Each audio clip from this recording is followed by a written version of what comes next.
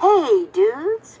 This is Lynn Griffin, Claire in the original Black Christmas, and you're listening to Tommy Throwback Kovac on Splat from the Past, guaranteed to offend and delight everyone out there. Hey dudes, welcome to Splat from the Past, the only 80s themed horror and sci-fi show where things could get totally radical. Now I am excited for today's show. I've been trying to get this woman on for 3 years, going on 4, and it's finally going to happen today. Lenore Zann, the Canadian Scream Queen from such classics as Happy Birthday to Me, Black Mirror, Murder by Phone, Visiting Hours, DEF CON 4, lots of great Canadian horror and sci-fi movies. And I'm having her on the show today to talk about all that stuff. You know, her voiceover work for X-Men, the 90s version of the cartoon, and she's transitioned into politics. I want to find out how all of that happened. It's the first show since Christmas, which was 2 days ago. I hope you all had a Merry Christmas, and I hope you all have a Happy New Year. And I hope in 2021 we can all be together and hug one another and have things win in our favor. So yeah, here is my interview with Lenore Zann.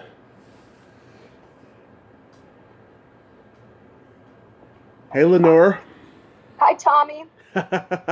Welcome to the show finally. How are you? I'm okay, thank you.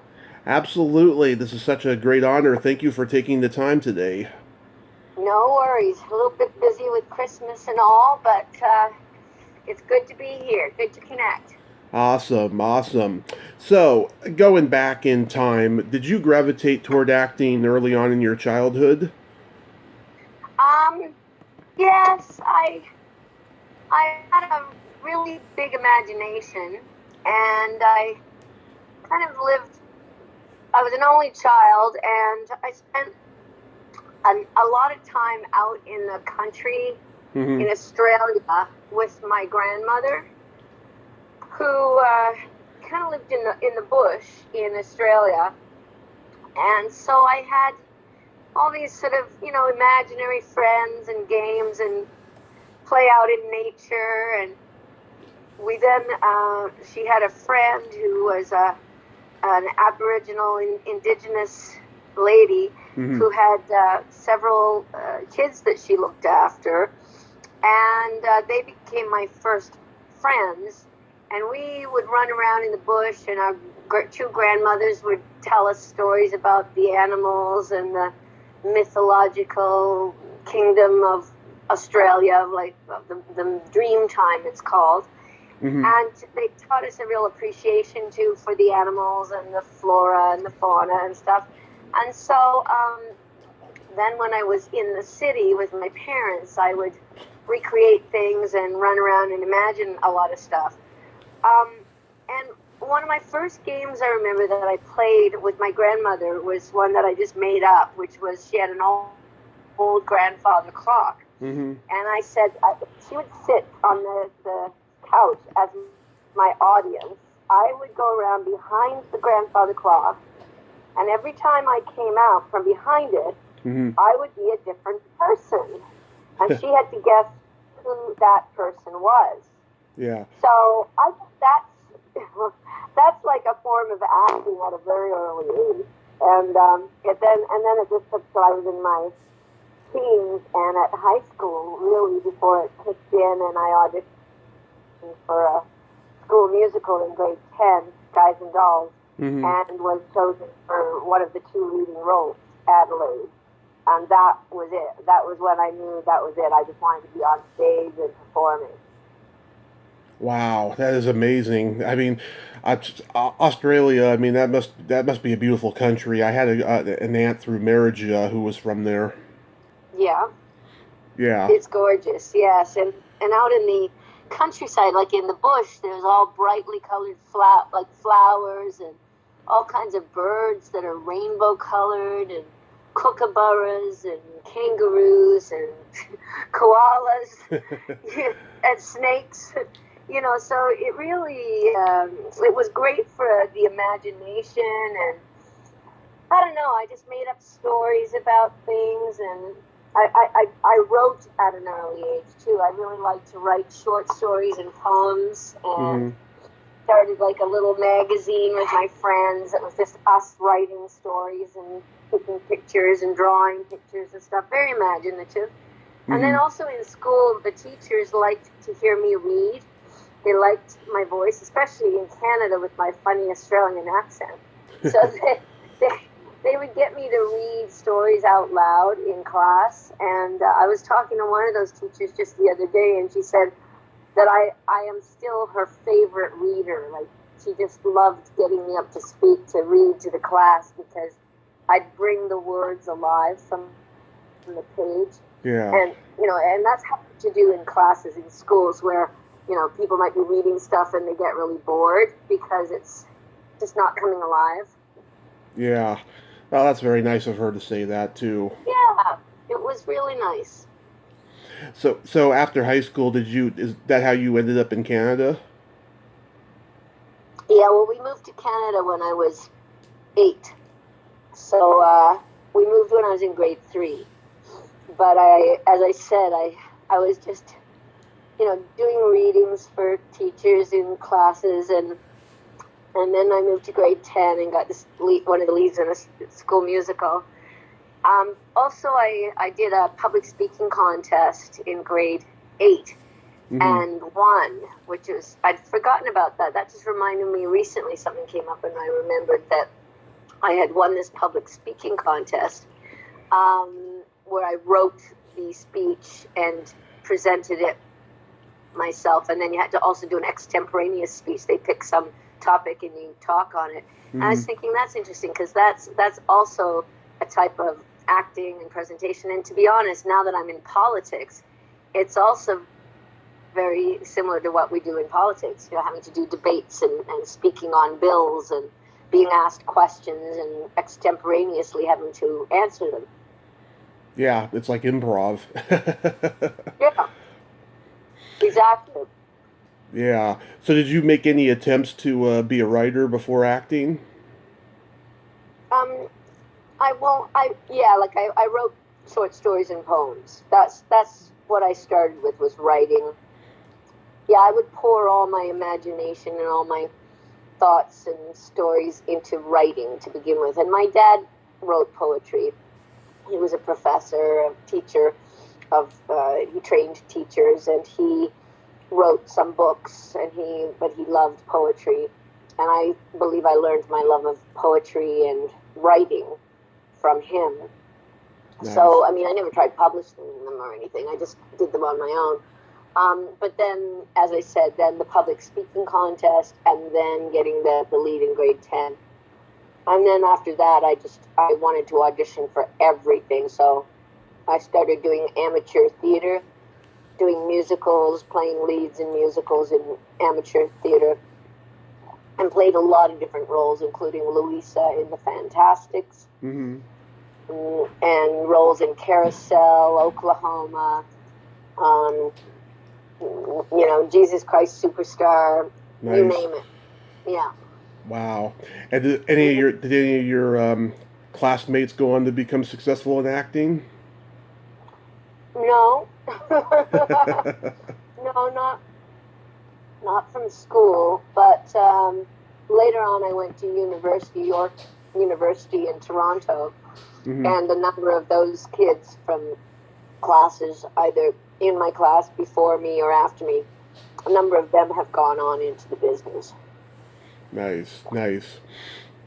So how does Happy Birthday to Me come to you? So how did that one happen? Well, when I was 19 and at York University, studying at York University, I did an audition for a place called the Charlottetown Festival, which does musicals, Canadian musicals, here in Canada, in Prince Edward Island on the Atlantic side, close to Nova Scotia, where I live. It's also the home of Anne of Green Gables, where, Lucy Maud Montgomery wrote all the Anne of Green Gables books, and had her farmhouse, and Green Gables is still standing to this day, and is a museum that you can visit and everything. And these well-known Canadian authors wrote a musical about Anne of Green Gables called Anne of Green Gables the Musical, and it's the longest-running musical in Canada. It's traveled around the world many, many times, really popular in Japan, because Japanese tourists come in the droves when there's not COVID-19.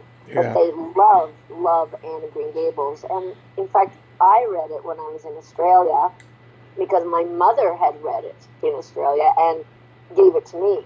So Anne of Green Gables is well loved around the world. So I did an audition for Anne of Green Gables at 19 and was chosen to understudy Anne. I didn't get the lead because they already had somebody who was going to be playing her. But I got to understudy her and play a couple of roles in a couple of smaller roles in a couple of other new musicals. So that summer I performed in Prince Edward Island in Charlottetown.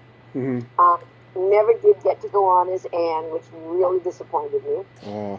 But at the end of the summer, the company does a musical concert called the Maud Whitmore Scholarship Concert, and they do that at the end of the summer every year in a 2,000-seat auditorium.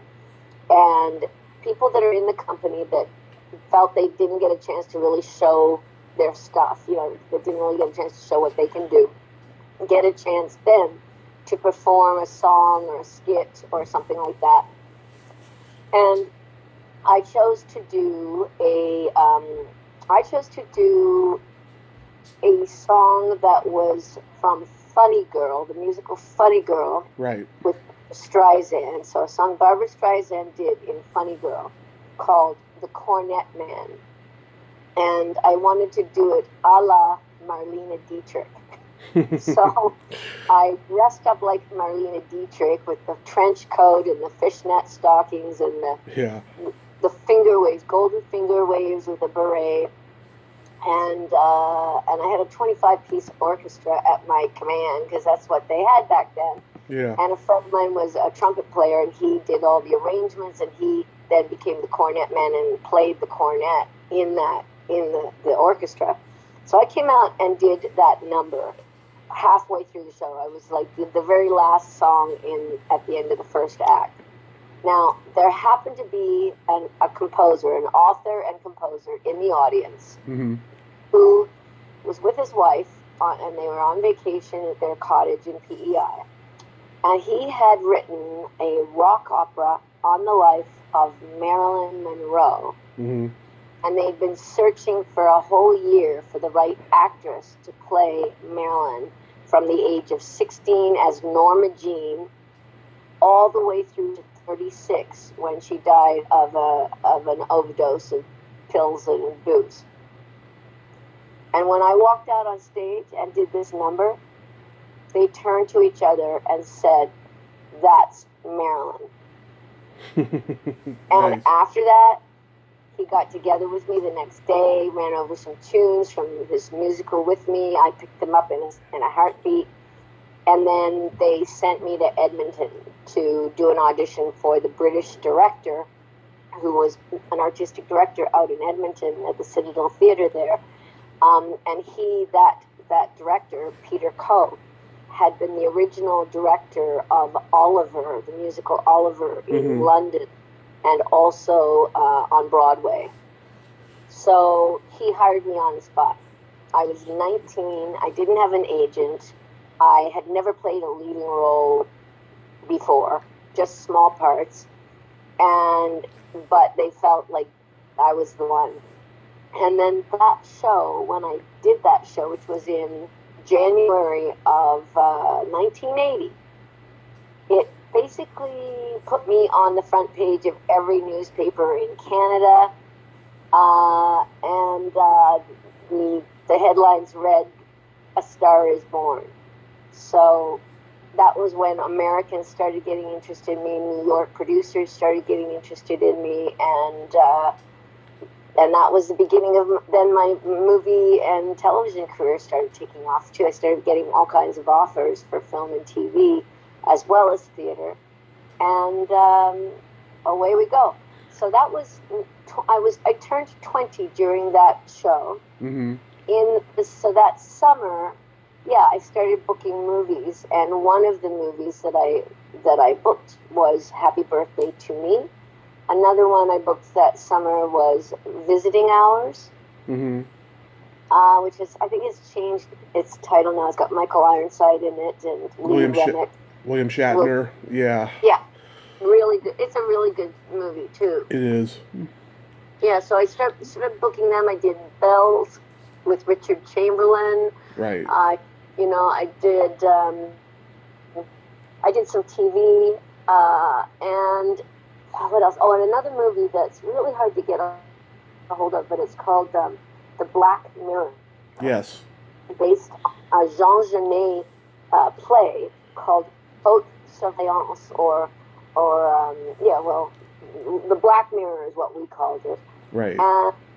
And that one I starred in it with Louise Marlowe and Alberta Watson, and it's a really beautiful and intense movie about these women in prison who are in prison for life, and how for them killed or being killed is almost like an escape from reality, that's something that they actually want, because they don't want to remain in prison for the rest of their lives. It was a pretty intense and brutal but beautiful movie, and I'm really sad that it's never received any worldwide, it's never really been released. Yeah. The 80s is full of so many lost gems. It's insane. I didn't really realize it until I started my podcast. It's crazy. Yeah. How is working with the legendary Glenn Ford? Great. Yeah. He was a very nice man. He had some issues at the time with alcohol, Mm-hmm. and rather forgetful of his lines. Oh. So they had to have, boards put up with the lines on them off camera so he could see that. But he was a very nice man and very gracious, and obviously he had an addiction issue, and there, but for the grace of God, go I. Yeah, I talked to Leslie Donaldson and Lisa Langlois, and they told me that they learned a lot from him on this movie, despite what he was going through. Really? Yeah, being in the presence of a legendary professional like him. I mean, it took their acting to a whole new level, they said. Mm-hmm. How was the director, J. Lee Thompson? Very interesting. A very interesting little man. Constantly sort of peeling paper, shredding paper in his hands. I seem to remember little tiny bits of paper, constantly shredding it. And I just remember him always saying, "More blood, more blood." There was never enough blood, and the blood, of course, was made of chocolate syrup and red food dye, so, Yeah. it wasn't like the blood of cats or anything like that. he was one of those old-time directors. It's like, yep, more blood. Yeah. But, I was honored to be working in there with him, and the fact that I think he did, was it The Grapes of Wrath? The Guns of Navarone. Guns of Navarone, that was it, yeah. I mean, he had an amazing reputation, and so it was good to work with him. But I just remember that was a summer. I did a bunch of movies that summer. I was only just turned 20. I had only just been discovered as a Canadian starlet that year, and so it was a very exciting and heady summer with hanging out with lots of other young people. Jack Bloom. I love Jack Bloom. Matt Maddie, who was in it as well. Can't remember his name right off the top of my head, but there were a bunch of lovely people, and Lisa, a bunch of very, very nice people in that film. And the crew was lovely to us, and it just felt great to be alive and young and on top of the world. Although I always, I had a deep desire to do a lot more than just horror films. Right. Horror films, are a genre that many people like, but I really wanted to be doing serious dramas and comedies, and unfortunately for some of us who were in our 20s in the early 80s, Canada wasn't doing as many of those kinds of movies. Right. There was a tax credit at the time to make movies, which is fantastic. We need that. But it seemed to me that a number of these movies were just they were like quick turnarounds of money. So horror films tend to make money quickly compared to other artsy types films. And so, I used to call them tax write-offs for dentists. But they, these people with money would, park their money in a film or something, and then they would just do some cheesy horror film instead of, investing in something more interesting, really. So it's a double-edged sword. I was glad to be able to get the experience of acting on a set, and also, of course, the money when you're young and you're just getting started. It's like, wow, the money for film and TV is so much better than theater. And it enabled me to travel, which I also wanted to do. So I'd travel in between films and go and see different places around the world, which was beautiful and very educational. But on the other hand, I really would have preferred to be doing some much more serious and thought-provoking work. Yeah. Well, one movie of yours I like that wasn't horror is DEFCON 4. Yeah, that's a really great little post-apocalyptic sci-fi movie. How was that experience? That was really fun. I enjoyed that one. We shot it out here in Nova Scotia. I believe I was 24 when I did that one. So I got to come home after being in, Toronto and Montreal and Los Angeles and New York and all these places. I came home to Nova Scotia in the fall, and we shot that movie. It was with the Donovan brothers, Michael and Paul Donovan. They wrote and directed and produced, and that one was fun. We got to drive in these vehicles that were like earth movers, and I was up in the earth mover bucket, being driven over the sand dunes along the beaches of Nova Scotia, and that was like fun. However, there was one time when I had a choker on that had a chain going into the place where the guy was driving it, Maury Chaikin, who sadly is no longer with us. Yeah. But he played I forget the character's name, but he played the guy that was kind of keeping me.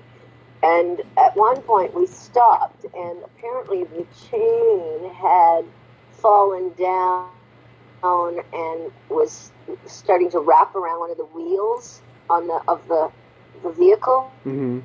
So when they called action, it started to tighten and go around the wheel, which would have broken my neck if they had gone any much faster. Yeah. So I just remember them noticing it, and the director screaming, "Cut, cut, cut," at the top of his lungs, and they cut just before it would have, got to my neck and snapped my neck.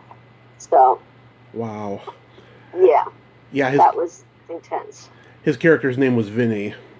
Vinny, right. Yeah, that's right, Vinny. Yeah. But it was fun, it was fun to play. I love characters. I love little sweet urchin characters where you get to be dirty and sassy and run around with a, in that case with a schoolgirl outfit on, and give people grief. It was a blast. That one was really, really fun. Nice. Yeah. How was making American Nightmare? American Nightmare. Okay, American Nightmare. I did in Toronto, and that one was very interesting. I that particular one. It's interesting. I probably wouldn't have done it if I didn't need the money at that time. It was towards the end of my horror film days. I mean, I was still young, but I think I was only 25 or 24 then too. But yeah, I just was getting really tired of them, and this one, and I was starting to get typecast too. But I needed the money, and my boyfriend at the time, Charlie Page Fletcher, who was in The Hitchhiker love him series, yeah, The Hitchhiker. And we lived together, and we were together from when I was about 16 till 24. Also from Nova Scotia, which is where we met. We met in amateur theater here, actually. We met in the musicals, and in Jesus Christ Superstar, he played Judas in that amateur theater that I talked about earlier. Yeah. So anyway, he and I were living in Toronto, and we had an apartment, and we had bills to pay and had to pay the rent, and he was offered a part in the movie too, to play, actually I think my character's name was Tina, maybe. Anyway, he was offered to play my boyfriend, the boyfriend who didn't want me to strip anymore. And so that was kind of perfect casting, because in a way he was pissed off that I was doing this part, but in another way he wanted me to do the part because we needed the money to pay for the apartment. And he needed money, so he agreed to play the role too. So the two of us were in the movie, and we're making money, and then able to get through the next couple of months, paying our apartment and whatever other expenses. So it was an interesting dynamic.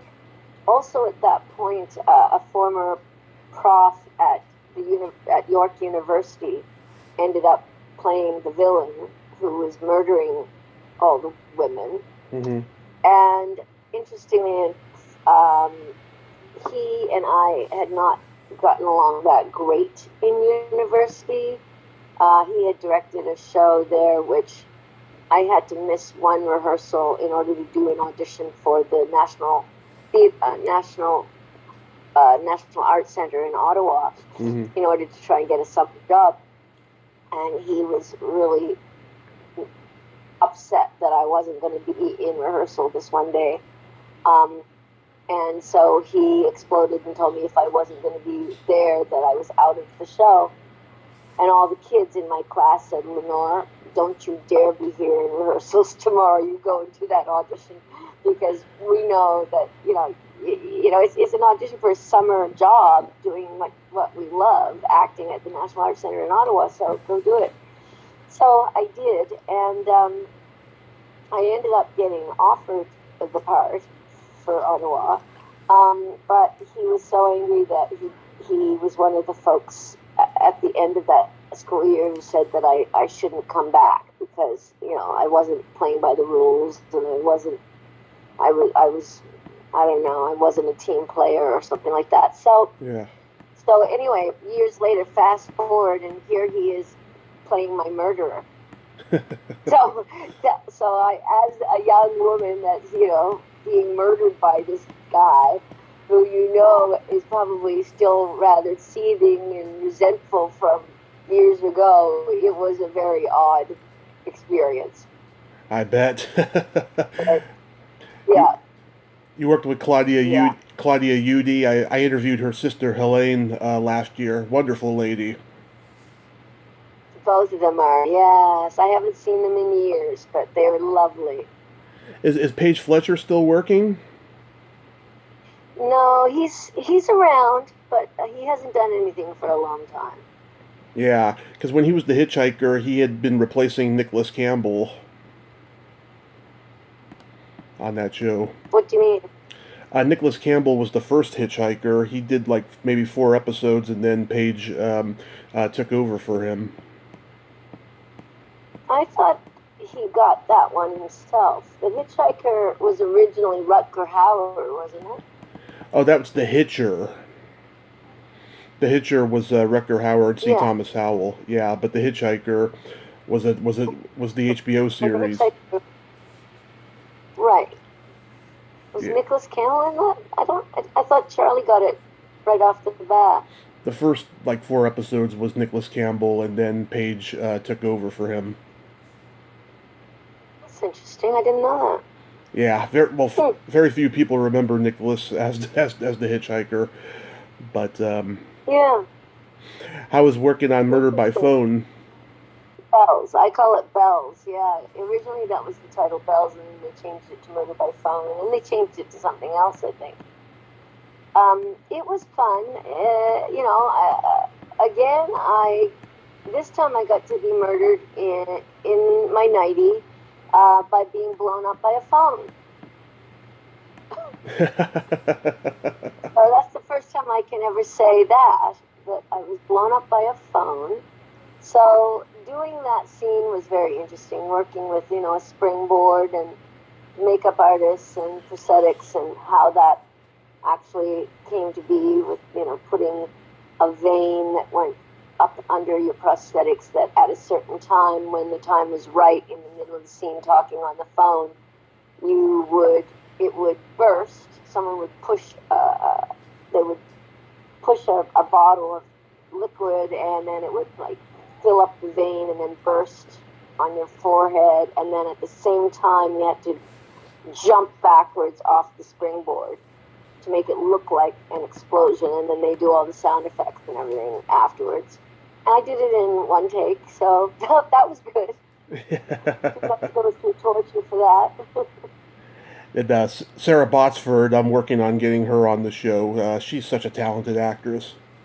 She is. She really is. And a lovely lady, too. Yeah, the first time I saw her, she played an English socialite, and she was so convincing. I thought she was English. She was just so good at that accent and just the mannerisms and all of that. Yeah. Well, I think here in Canada, like, we came from the British and have kept a lot of the British traditions, and a lot of our theater, like at Stratford, Ontario, where a number of these actors have worked. You get used to doing English accents and things like that. So it comes pretty easily to us.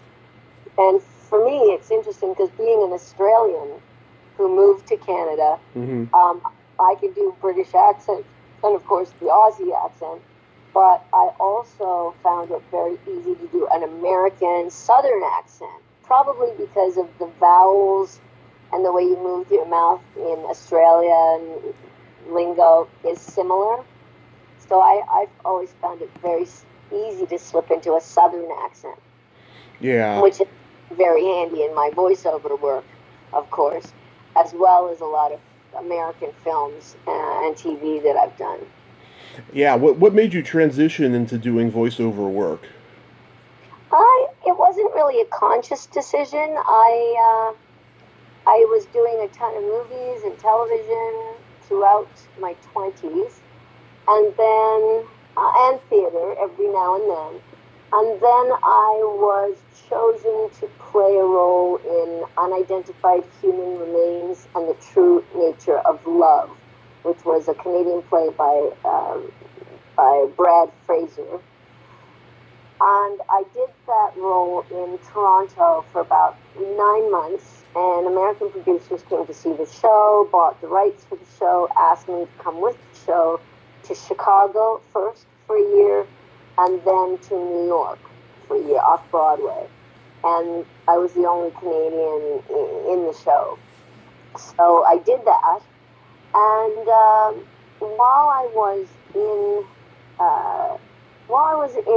New York, I started to be asked by agents if I would consider doing other things like voiceovers and things like that.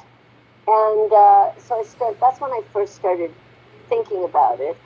But by the time I came back from New York, Mm-hmm. at the end of the show, my agent in Toronto asked me to do an audition for a cartoon series that she said was, I called it an X project. They didn't, it didn't really have a title other than X project, but that they were looking for a sexy husky female voice with a Texan Southern accent.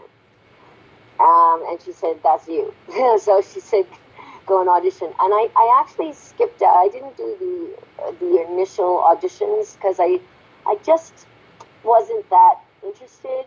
I wanted to do film, television, and theater, and I wanted to get into more serious stuff.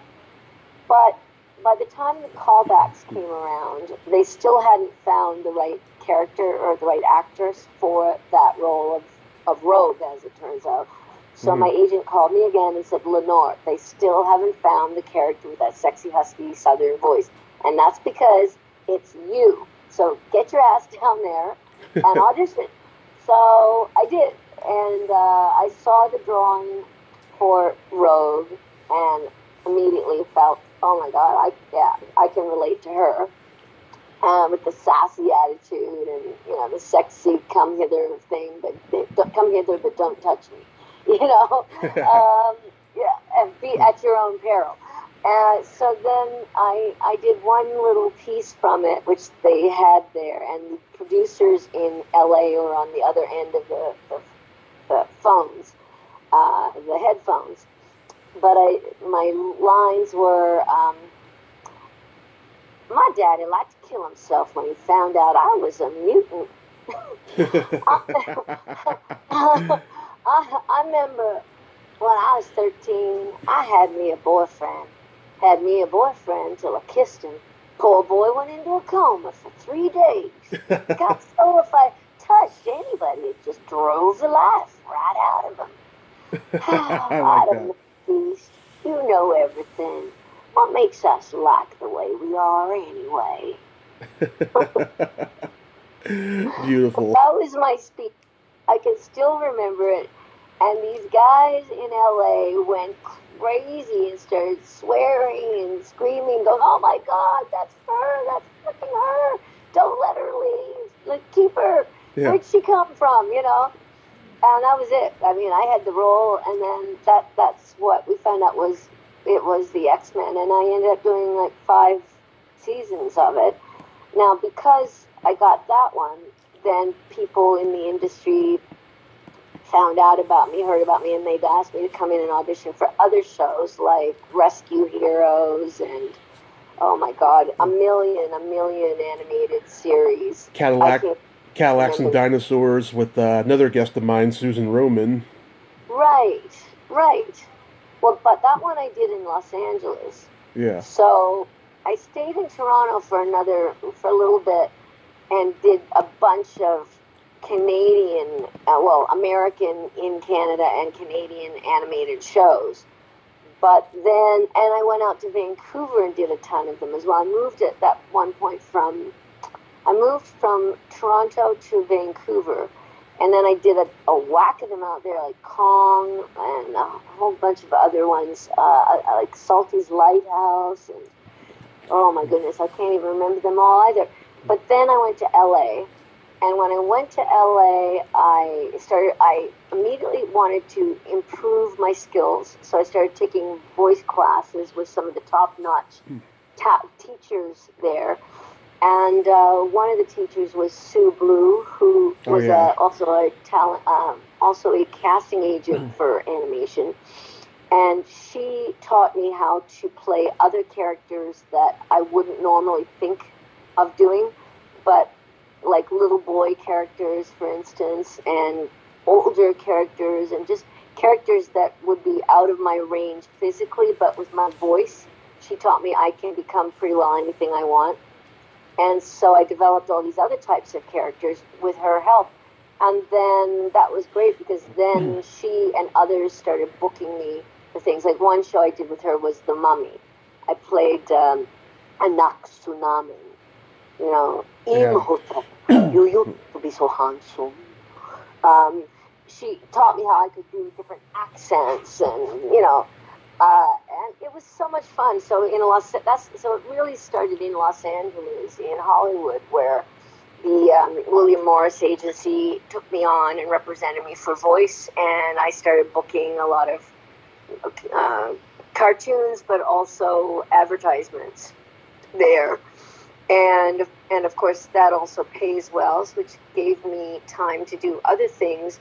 And that's when I started working on a play that I wanted to write about Marilyn Monroe. I was 40 by that time, and I wanted to do a show about Marilyn Monroe in her final days. And I was living in LA, right near Santa Monica Pier, which is close to where her final house was. And I went to her gravesite for I think it was the 40th anniversary of her death. Mm-hmm. And it was very interesting. So I started writing a play called The Marilyn Tapes. And then once I'd finished writing it, I wrote it there. I went to New York and did her New York years. I wrote those in New York. And then I came home to Nova Scotia for a summer, and I wrote some of the more esoteric parts about her, looking back at her life, some of the more spiritual parts. And then I decided that if I've got to play a one-woman play, a musical about Marilyn Monroe, I wanted to do it in New York, not Los Angeles. And so I managed to get it produced here in Nova Scotia, in Halifax, at the Neptune Theatre. And then I took it immediately to New York. I moved to New York and just started working on getting it produced. So then in New York, I was doing voiceovers, but I was also doing like Law and Order with Jerry Orbach and Jesse Simpson. And I did some movies. I worked with a number of great musicians on plays that they were working on. So like the guy that wrote Copperhead Road, Steve. Mm-hmm. Copperhead Road, Steve. Oh my gosh. Well-known peace activist and singer, Steve Earle. Steve Earle, yeah. Yeah, so it was very interesting time there, and so I got my play done in New York. I did it there for a year, and at the end of that year, I felt like it was time to come home to Nova Scotia. I wanted to give back to my community. I wanted to give back to a whole new crop, new generation of young artists, to teach them that, you can be successful in the business. You don't have to come from wealth. You don't have to have people in your family who know people. You can come from a small, tiny town, but if you've got the talent and the drive and are willing to work really hard and not be beaten down by every no answer that you get, by the rejection that you are bound to get, and the disappointments that you are bound to endure in the industry, that you can make it. And I wanted to express that to these kids here in Nova Scotia and to others. And so I moved home, and I got rid of all my apartments and sold my condo in Vancouver and bought an old house here in Nova Scotia, and I started teaching voice and acting and putting on shows for the community. And then next thing you know, I was asked if I wanted to run for politics. And I thought, well, that would be a good way of doing service for the people of my community. And I could also push for improvements in the arts and culture and support for the arts and the environment, which I'm a bit passionate about as well. Climate change is one of my big concerns. Mm-hmm. and for Indigenous peoples and equality across the boards for racialized communities in the face of, systemic racism. So I was able to put my name forward to run in an election here, a provincial or state election in 2009, and won in a landslide, which was totally surprising. And then I won 2 more elections as a provincial or state representative.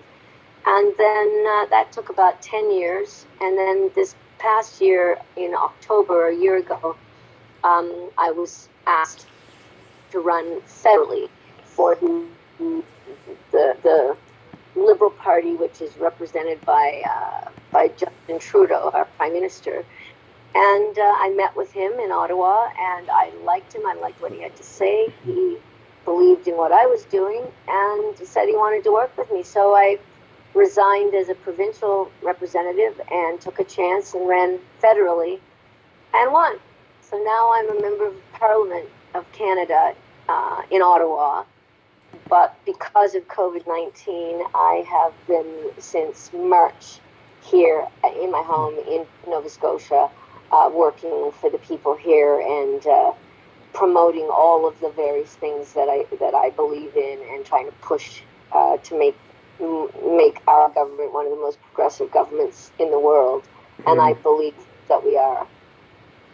Yeah, that's beautiful. Oh my God, you've lived such an amazing life. Do you ever like stop and think, God, how did it happen? You know? Yes, constantly I do, and I think too. I would love to write a book, an autobiography.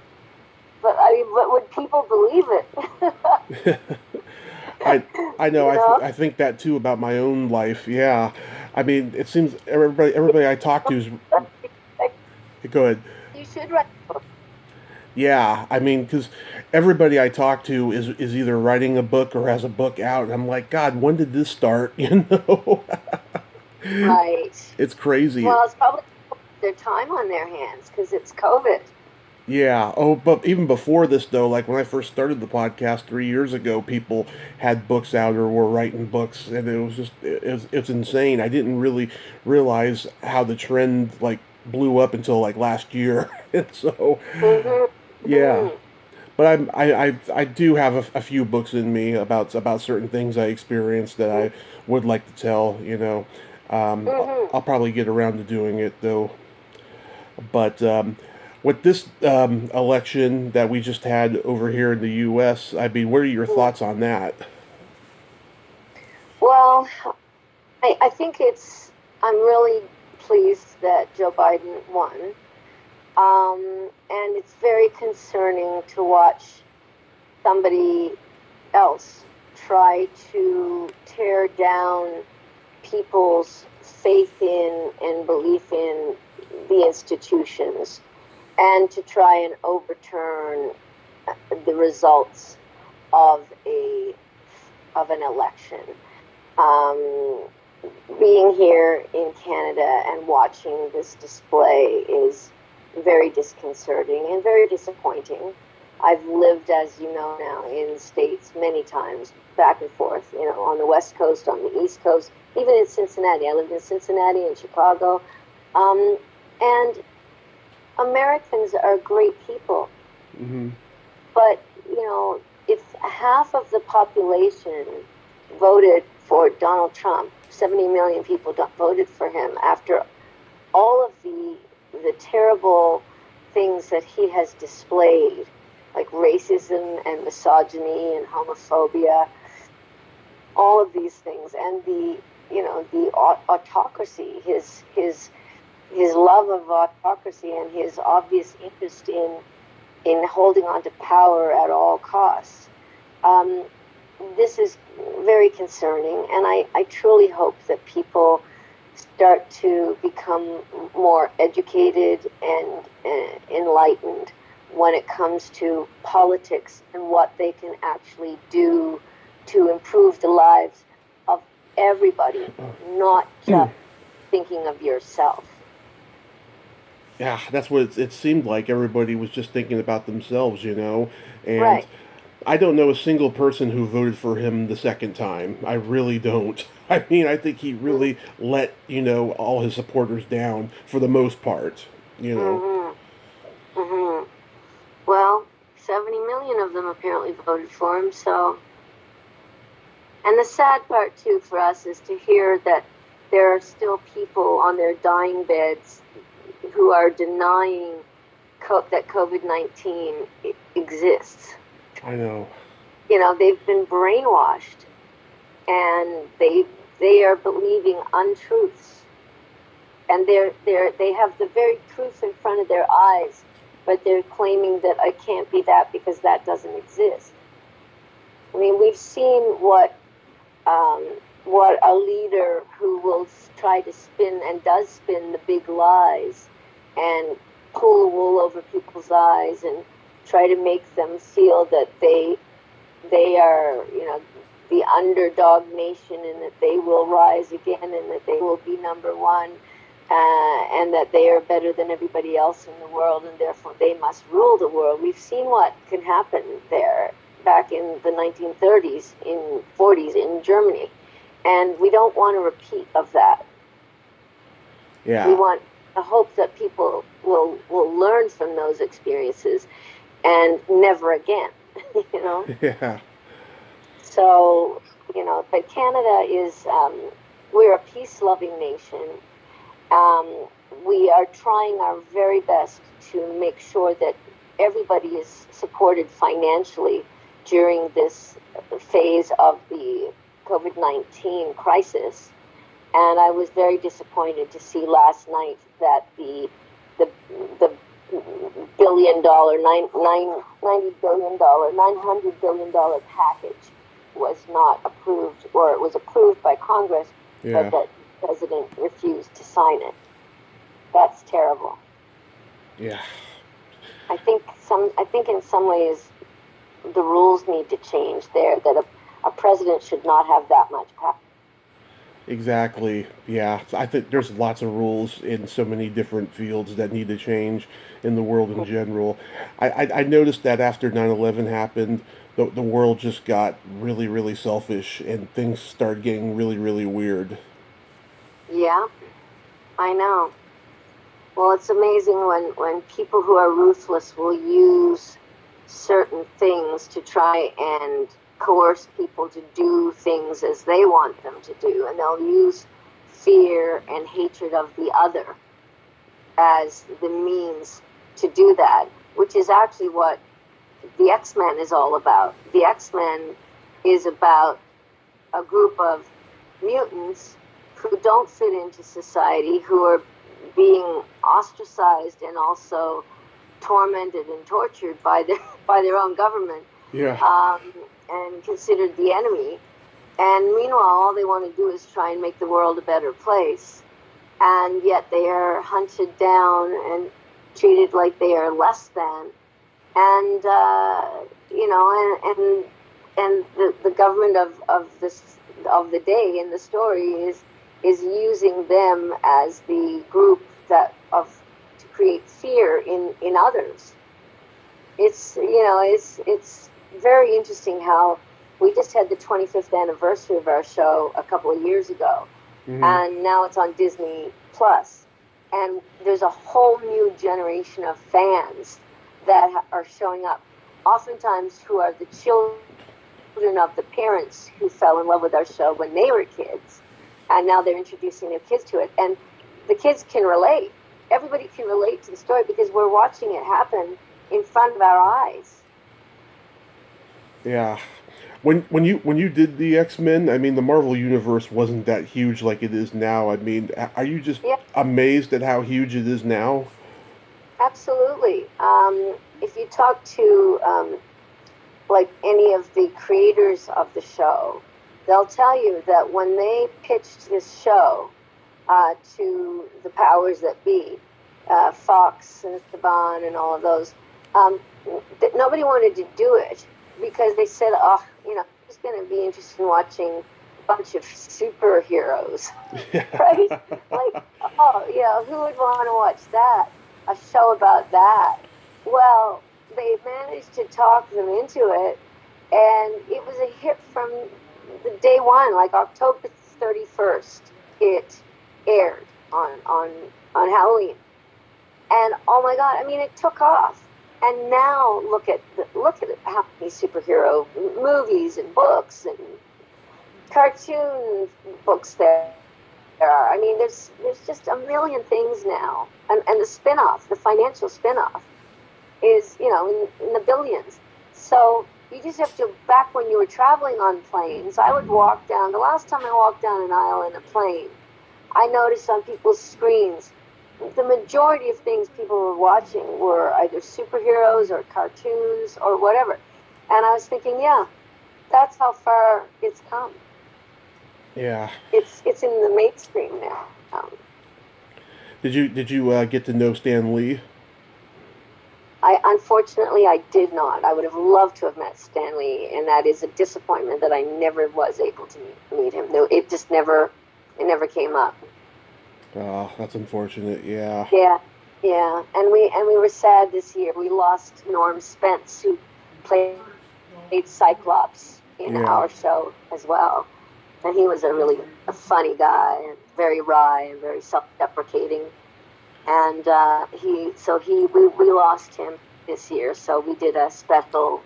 The rest of us did a special commemoration to him, a panel talking about the show and talking about him. It was the first time we'd gotten the majority of us together, even Storm, who I had managed to track her down. She'd moved back to the Caribbean some years ago, and nobody knew how to reach her. And I tracked her down on Facebook and found her actually on Manitoulin Island, which is off the coast of Ontario.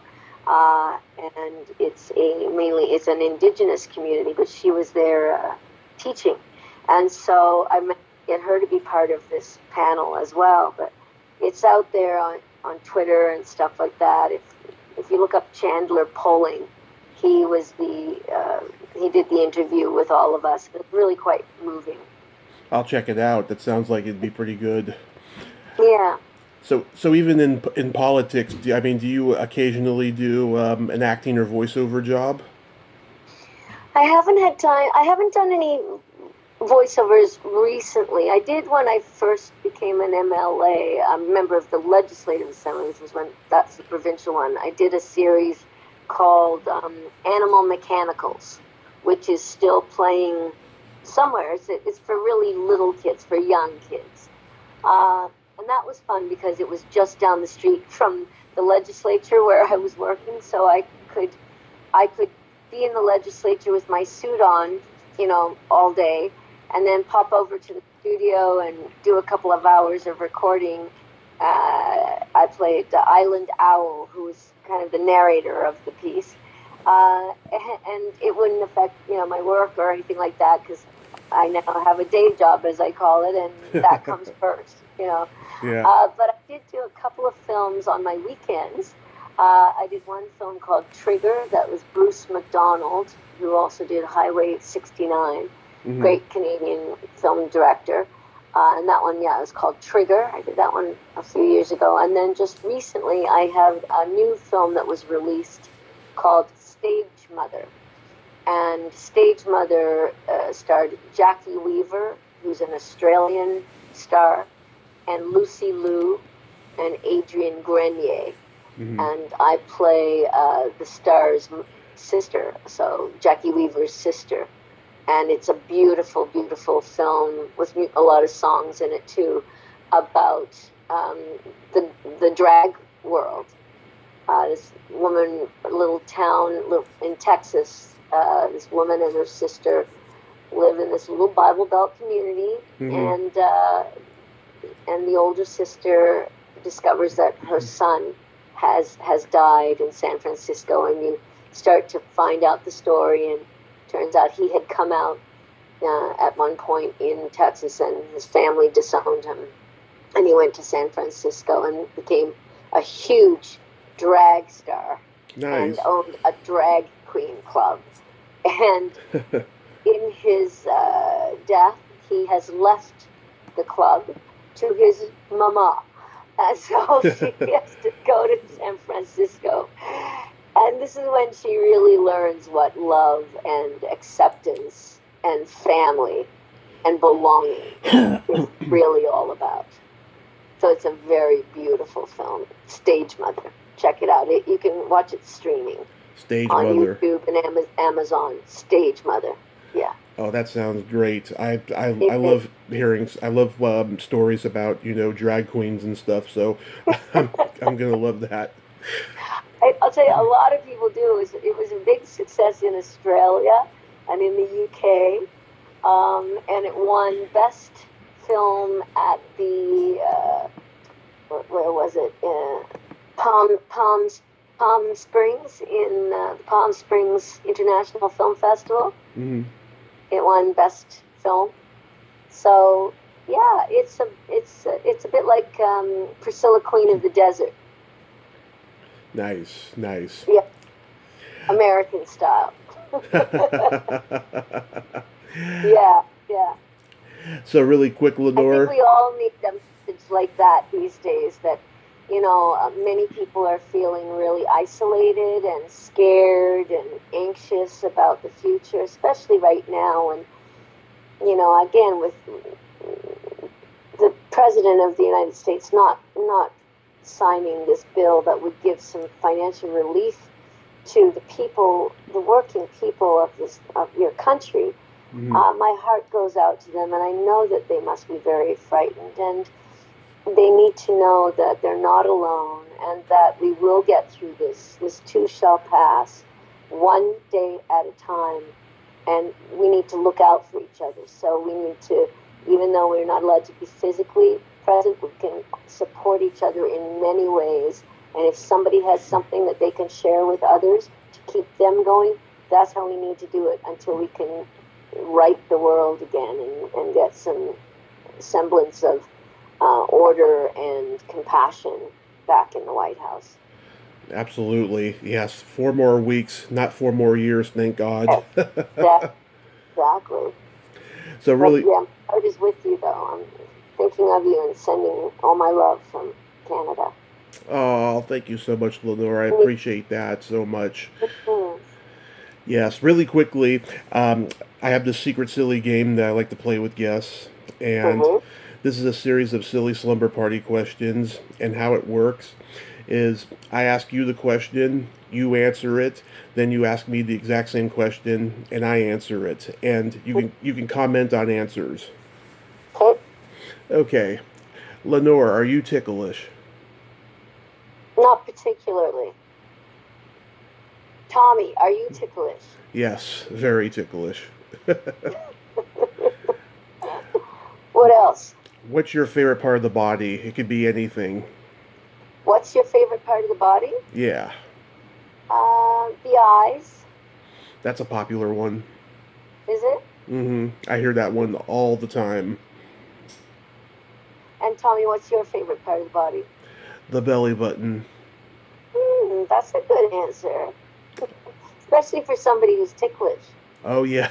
I hear that all the time, too. Yeah, it's true. What color are your toes painted? They're not. Tommy, what color are your toes painted? They're au naturel. Same as mine. There you go. Yeah, because no one's going to see them. Exactly. What would you say is your best personality trait? Best personality trait.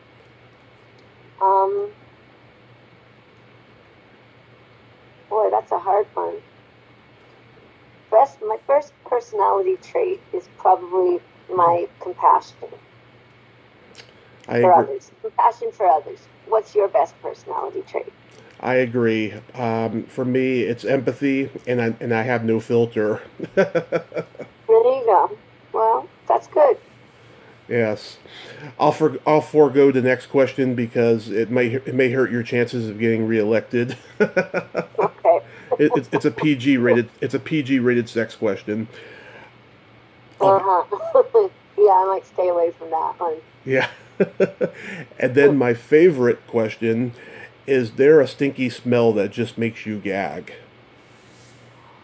Yes. There is a rendering plant nearby, and when the smell from that rendering plant comes out, it makes me gag. Yeah. What about you? Either farts or dirty feet. Well, I live alone, so I don't tend to smell many dirty feet. You're lucky. You're lucky. Other than my dogs, and then I just send them to the groomer or wash them in the sink. Have If you it's really bad, flush them in the sink. have you ever been married? Yes, I have twice. Because lots of married people I know say they smell feet all the time around the house. Maybe that's why I have a dog now. Yeah.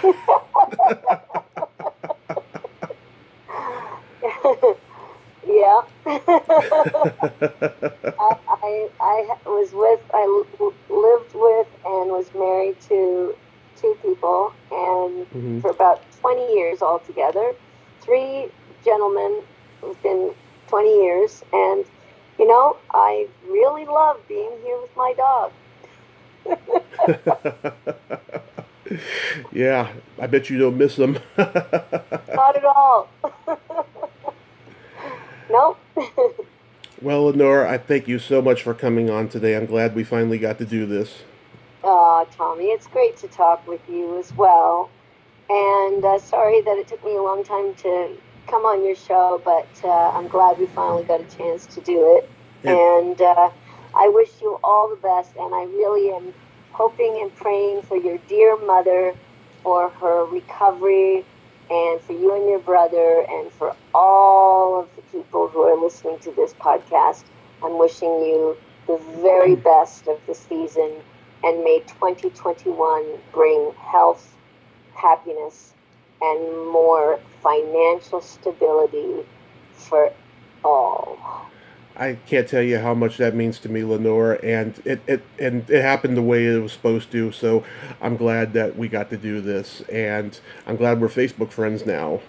Yeah, exactly. Exactly. All So, right, yeah, so anybody who's missing someone, who's lost someone this year, my heart goes out to you, and hang in there. We're all in this together. we're all in this together. We Well, are. you have a good night over there, Lenore. Thank you, love. You too. All the Okay. best. All right. All right. Bye bye. Bye, sugar. Bye bye. See y'all later. Bye bye. Bye bye. Well, there you have it. Lenore Zann, oh my God, what a wonderful lady, huh? Very passionate, very cultured, very. Oh, I mean, she's the real deal. I love her. If I was Canadian, I'd vote for her. Well, until next time, this is Tommy Throwback Kovac saying there's no shame in living in the past because the present sucks. Later, dudes.